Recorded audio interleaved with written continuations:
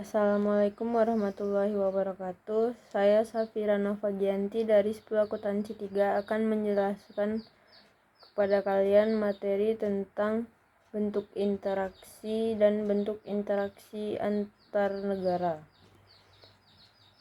Bentuk interaksi keruangan yang melibatkan pergerakan manusia, barang, serta gagasan atau ide antara lain sebagai berikut. Yang pertama, perpindahan penduduk, migrasi. Migrasi merupakan bentuk interaksi antar ruang yang mengakomodasi pergerakan orang dari satu wilayah ke wilayah lain dengan tujuan tertentu. Jenis migrasi meliputi hal berikut. Pertama, imigrasi, yaitu mobilitas orang dari luar negeri baik yang sifatnya sementara maupun menetap. Kedua, emigrasi, yaitu mobilitas orang dari dalam negeri ke luar negeri baik yang sifatnya sementara maupun menetap. Tiga, ruralisasi, yaitu mobilitas penduduk dari kota ke desa. 4.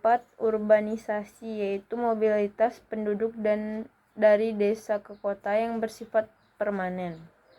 Kelima, transmigrasi, yaitu mobilitas penduduk antar pulau dalam suatu negara yang sifatnya menetap.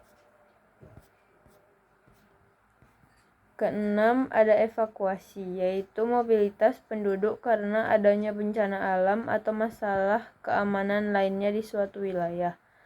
Ketujuh, sirkulasi, yaitu mobilitas penduduk yang bersifat sementara untuk keperluan pekerjaan atau keperluan lain yang mengharuskan menginap di tempat tujuan. 8. Komutasi, yaitu mobilitas penduduk dari desa ke kota yang bersifat tidak permanen dan pada hari yang sama. Selanjutnya ada komunikasi. Komunikasi merupakan bentuk interaksi antar ruang yang melibatkan pertukaran ide atau gagasan, baik secara langsung maupun tidak langsung. Contohnya adalah pertukaran informasi, di antaranya sebagai berikut.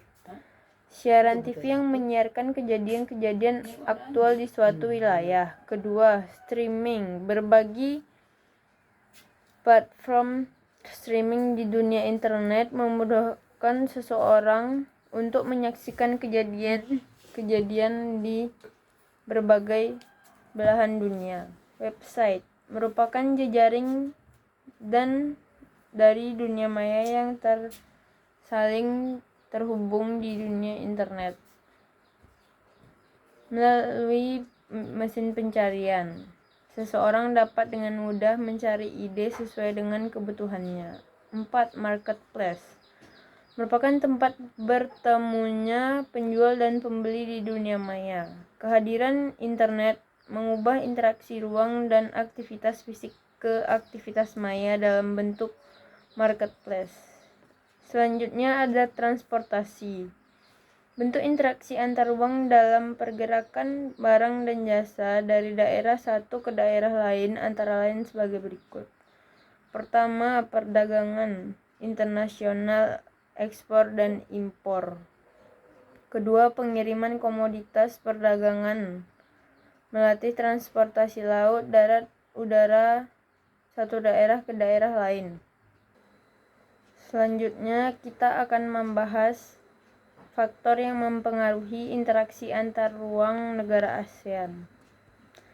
Selain dampak, ada juga faktor yang mempengaruhi terjadinya interaksi antar ruang, termasuk interaksi antar ruang yang terjadi di negara-negara ASEAN.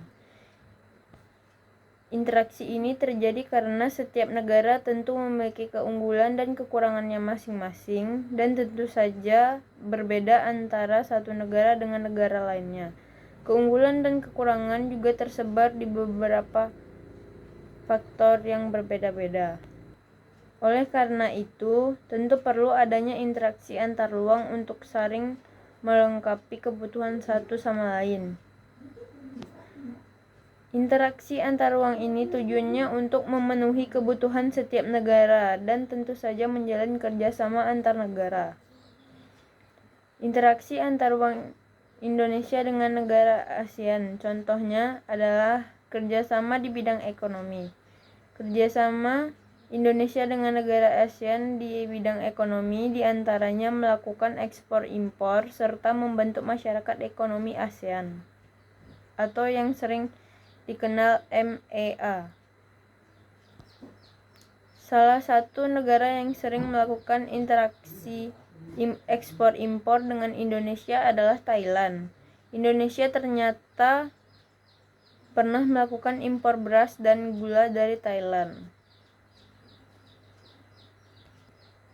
Perwujudan kerjasama antar negara ASEAN di bidang ekonomi yang lain adalah dibentuknya masyarakat ekonomi ASEAN.